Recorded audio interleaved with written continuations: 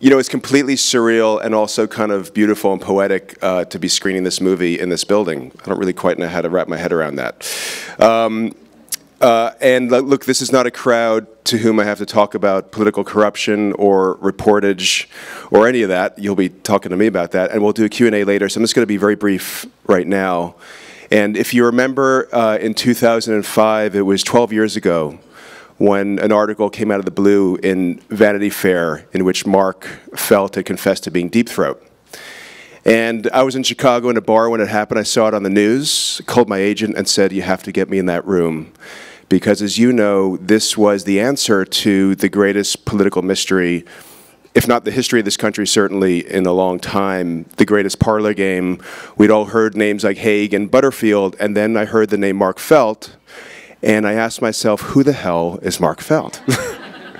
And I know there's some people in this room who actually know who he was. I did not.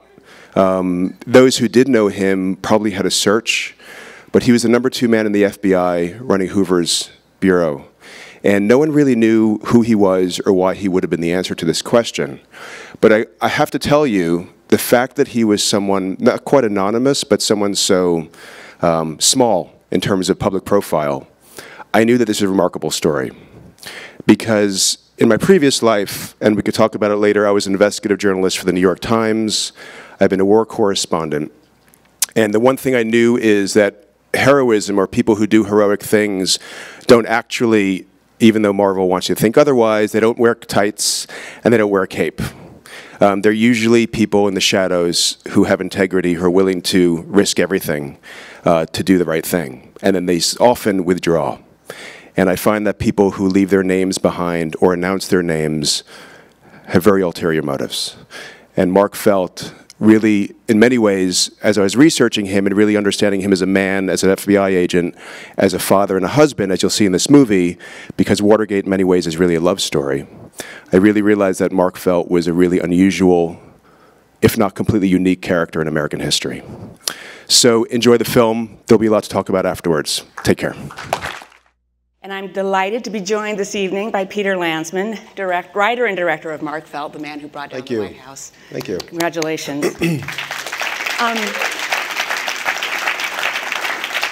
A reminder to those of you in the audience, I'll be taking a few of your questions from Twitter throughout the conversation, so you can tweet those with the hashtag #MarkFelt or @PostLive. Peter, as you said at the beginning of the evening, this goes all the way back to 2005 when you first read the Vanity Fair article. How did you find your way to what we saw tonight? Because, you know, at one point someone says we're drowning in details, and I can only imagine that you found yourself in the same predicament. You mean in terms of the research, the writing, the screenplay? Yeah, just the whole kind of process of finding the spine of the story you wanted to tell. It's actually really interesting. You know, as I said at the top, I'm a former investigative reporter and obsessed with detail and obsessed with research. And my office looked like a beautiful mind.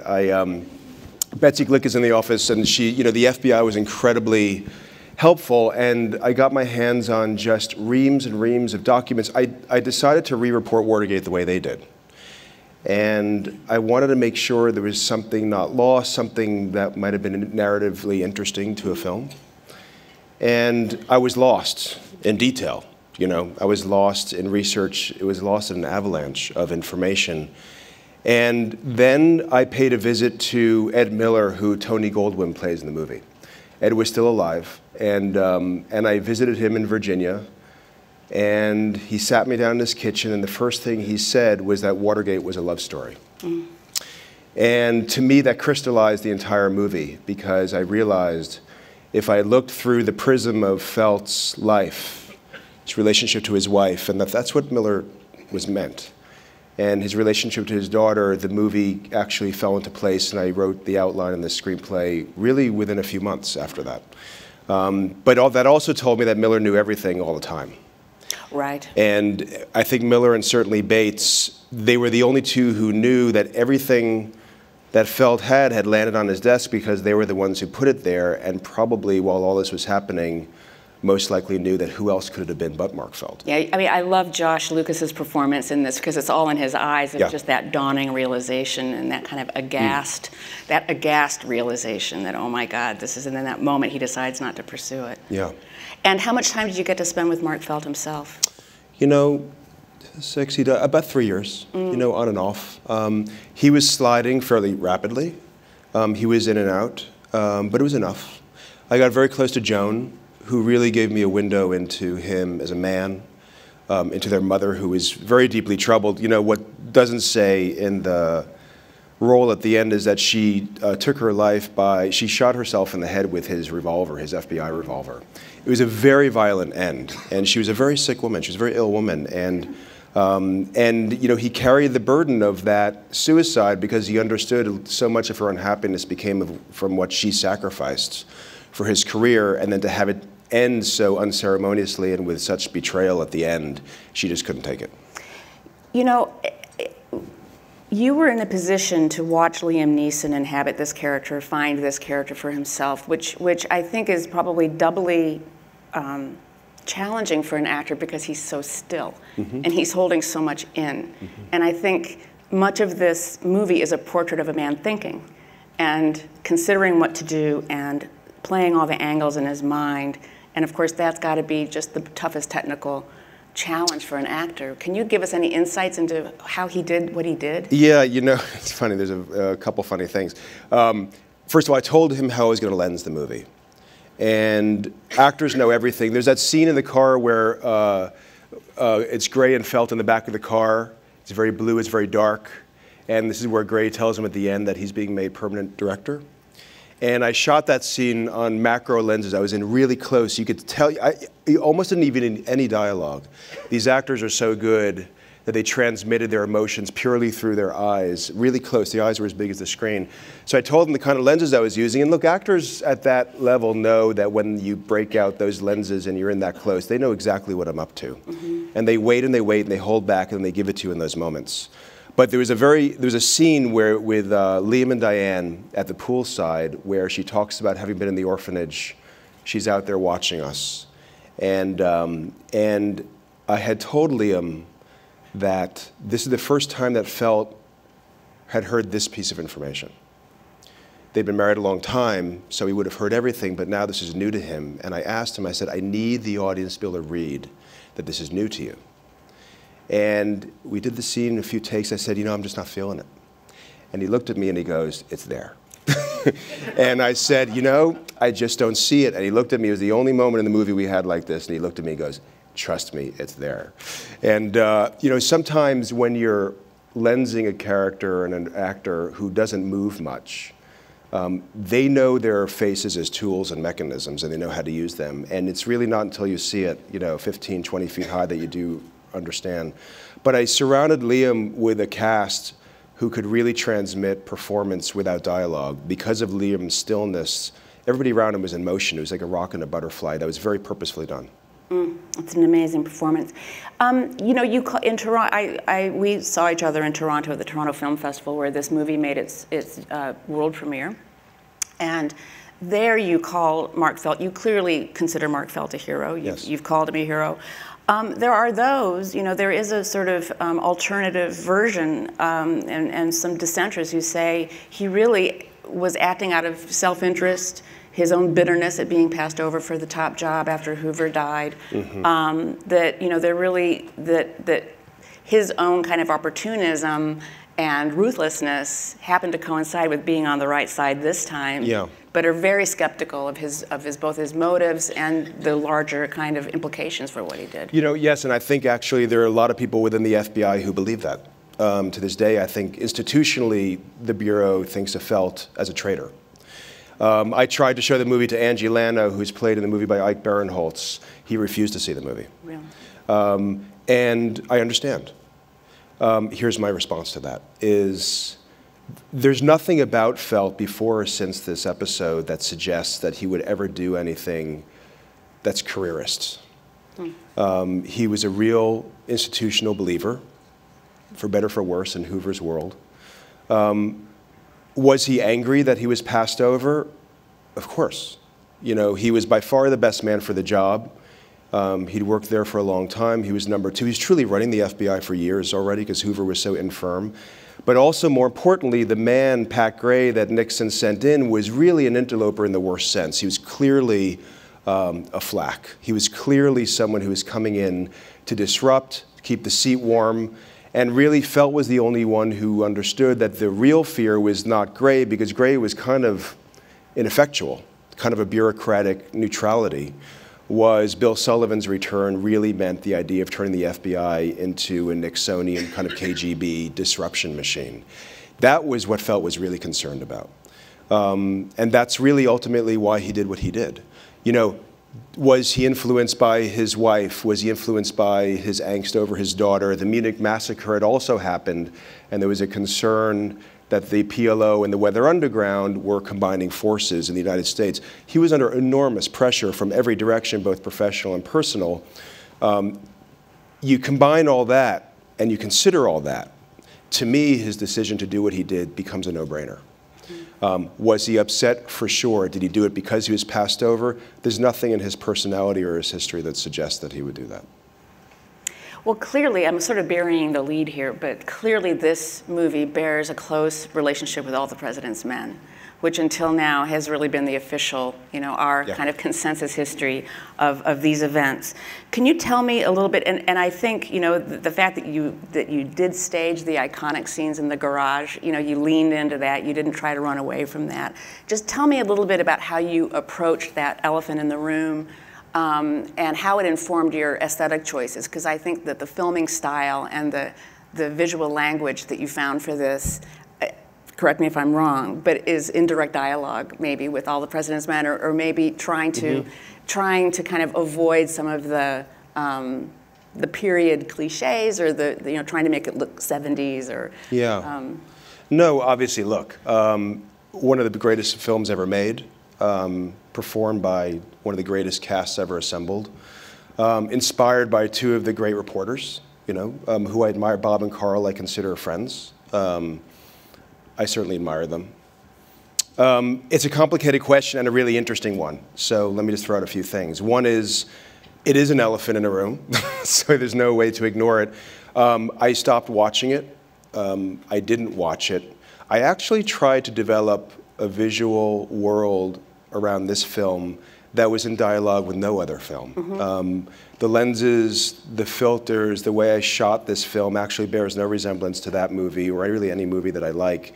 And I did that purposefully because I didn't want to fetishize the period. I didn't want to fetishize the 70s aspect, the clothes, the phones, the floor, the lighting. You know, everything was designed very carefully to be thrown away and to be just as context, not really. It's almost timeless. Yeah, there's nothing pointed about it. Right, there's it's not no like Mad quotation Men marks where you around think like, about the sideburns and everything was plaid. And I did that on purpose. Right. And there are no hats. Hats are always the big giveaway with a period movie. And then in terms of its relationship to that film, here's what I would say. The authors of history are the first dog of the bowl. Whoever gets there first gets to tell the history, and usually that history is concretized and turned into mythology. You know, our understanding of Watergate is about two reporters, by the way, not in this building, I understand, but in the other building, because they got there first. First the book and then the film, and both were great and both were important. And I can tell you, because I know that there are very important actors in Watergate who, once that all happened, withdrew into the shadows because what are you going to do? You're going to go up against Robert Redford and Dustin Hoffman. It's not going to happen. My view is that Watergate was not about reporters, was about the men in the center and the man in the center. As this movie says and demonstrates, Felt was talking to people, not just Bob, and well, not just Bob, but to Sandy Smith at Time magazine, someone at the New York Times I know who I can't name, and at least one other person. So he was marginalizing, and I don't want to say puppeteering because that's not quite respectful, but he was manipulating information in multiple directions to try and create sort of a critical mass of effect.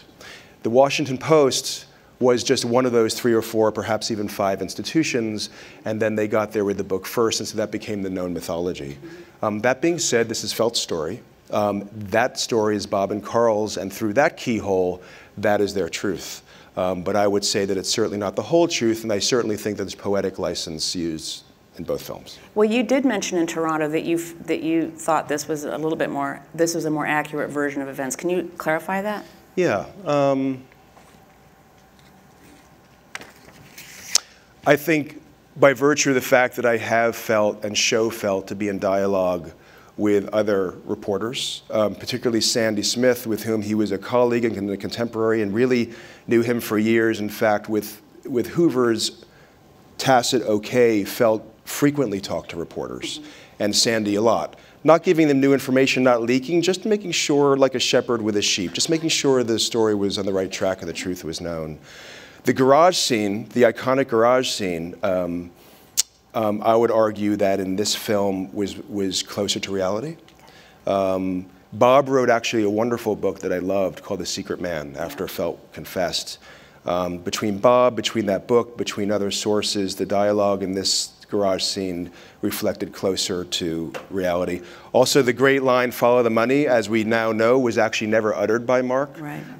Or anybody except Bill Goldman, who wrote the film. So again, a great idea. You know, a screenwriter now suddenly becomes the author of history. I find that in a meta way kind of fascinating, and maybe for another evening. Yes, indeed. You know, and Robert Redford, I know, had a very strong hand in all the dialogue in that film, including that scene. So who's to tell? Well, and I do appreciate the fact that you cast such a young actor to play Bob, who was in his 20s at the time, and Redford was 40 when he played that role. Yeah. So it just captures. Now, I want to get to some Twitter. There is a question from Twitter. Why not have an actor portray Nixon versus using historical footage? Oh, God, that's thankless. Tell us about shit. that. I mean, first of all, I guess Kevin Spacey wasn't available. No, I mean, you know, look. My favorite Nixon. I never want to do that. Yeah. You know, it's the best you could hope for. The win is you don't f it up. You know, the line between impersonation and performance. I talk about this to my cast all the time, and even with Will Smith in Concussion, who really did a remarkable job with a very eccentric, odd little character. Impersonation is kind of a gag. Yeah. It's a trick. Yep. Performance is art, and that's really where I draw the line. Exactly. I completely understand. It's inescapable that this was started. You started the script in 2005. You finally, Ridley Scott said he wanted to make it after you did Concussion with him, and that was in, what, 2015? Mm-hmm. Long before Donald Trump was a twinkle in Steve Bannon's eye. And then we figure out, I think even Liam told the story of watching the Comey hearings. Yeah. Was that during film? I don't know at what point in production you must have been finished by then, but still. I was editing. I mean, really, the timeliness, the utter kind of, the echoes are inescapable. You're making a very spirited defense of the kind of deep state that our president has vowed to dismantle, you know, and sees as a malign force. Are you hoping that this will maybe inspire our town's institutional memory and the people that keep it to maybe think about it? Yeah, here's what I would say is, I actually am optimistic, because what Watergate showed, and what I believe we're seeing unfold in front of us in real time, is that the system works. And the institutions in this city, from Congress to the White House to the special prosecutor to the FBI most especially, these are men who do the best they can, who are doing a great job, and they're going to get there. And it's going to take some time. And this incredible government we've assembled, this institution, this democracy, is very delicately balanced with these checks and balances, and they work. And they worked then, and they're going to work now. I find, it's really true, and I think that goodness prevails. Not all the time, and not always, and not in the ways we may like, but I feel like men who stand up to political bullying, who locate inside themselves a kind of integrity, anonymous or otherwise. People don't do things anonymously anymore, which I think is a shame. I think the true, the true definition of heroism, the true definition of philanthropy is to build a hospital wing and not put your name on it. Felt, I think, is that man. And we'll see who steps forward. I believe that Director Comey is our contemporary version of that. I think it's impossible to do things without being transparent. I do want to put in a plug for our news lockbox, which people, if they're listening, if they're here tonight or listening, that they can. There are lots of ways to submit anonymous tips to the Washington Post these days. You can mail it to the news lockbox here at our street address. There's, if you go to the homepage, there's a link to all sorts of different applications that you can use and numbers you can text and ways that you can get information to us anonymously. But another, you know, Comey, if we want to take Comey as an example, another Feltian quality, though, is kind of a moral arrogance may be too harsh, but kind of taking it upon themselves. I mean, you know, throughout this movie, you see Felt kind of thinking of himself as the last bastion, you know, on behalf of the FBI. I mean, he's really defending the FBI as an institution that he thinks is being assaulted. And we saw that with Comey with the Hillary email. I mean, you know, it's kind of, it's a double-edged sword, isn't it? I don't for see it someone that to way. take it that much into their own hands? I think it's the opposite. I think it's actually very simple. I think it's actually taking it out of their hands. The FBI has one job to do, and that's to find the truth. The consequences is not up to them. That's up to the Department of Justice and prosecutors and federal prosecutors. Their job is to, look, there's a great speech that Liam, I wrote it, so I can't actually say it. It is a great But speech. there's a speech that Liam delivers, I think, really beautifully, and it's the breadcrumb speech, and that's all they do every day. And the FBI does it in such a mechanical, mechanized, clear way that's papered beyond comprehension. You know, and now it's all digital, but in those days, papered beyond comprehension. And their job is to discover the truth. You assemble it, you put it in a memo, you assemble the memo in terms of a case, you deliver it to the Department of Justice, and then their job's over. So I actually think the opposite's true. And I think that what you might think of as moral arrogance is, I want to do my job. I want to be left alone to do my job, and I don't want anybody to interfere with me doing my job.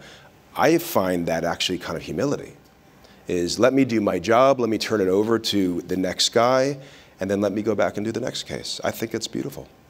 I want to get to another Twitter question. Landesman was also the director of Concussion, which was a terrific movie that came out a couple of years ago about the physician who discovered CTE in professional football players. Does he like taking on controversy within institutions? You know, it does seem that way, huh? Doesn't it just? Another very timely issue, you know, that's... You know, the journalism I used to do also managed to pick at scabs, you know, or to find or locate crimes. I wrote about sex trafficking and arms trafficking. You know, my motivation is not to provoke. I'm motivated by stories. I'm just motivated by my own curiosity. Yeah. And I'm motivated by stories that I didn't know were there. You know, nobody knew about, in Concussion, nobody knew about this disease, and suddenly this disease is becoming the gateway to understanding what mental illness really is, not just in sport, but in every other way, especially in criminality. And in this case, I love heroes in the shadows. I just love things that we didn't know were there, and they emerge, and they actually suddenly step forward to define our lives. I'm allergic to obvious stories. I'm allergic to people who run forward and want to tell me their story. I'm always interested in things, in people who withdraw and run in the other direction. I love the hunt. Are you on a new hunt now? Can you give us any tantalizing clues as to You mean for the next movie? Yeah. I'm going to make a movie called The Last Battle, which is set in World War II. Set in the day after Hitler commits suicide. There's this 3 or 4 day period between Hitler's suicide and when peace was declared throughout Europe, when there's complete and utter chaos. And the Germans were desperately trying to surrender to the Americans because the Russians were coming from behind. And there were these little battles and skirmishes and acts of remarkable revenge that were taking place in the villages all around Europe. The inmates from the concentration camps had been liberated, so they were wandering around the countryside. There were millions of people, migrations of people crossing each other, enemies, friends, lovers, dying people. And the movie is set in one castle, in one night, what happens to 12 Nazi prisoners who were defended by a combination of Americans and Germans against an onslaught of SS. It's an incredible story. Wow. Yeah. Well, on that very intriguing note, I will say thank you for joining us. That's all the time we have tonight. Thank you again for joining us.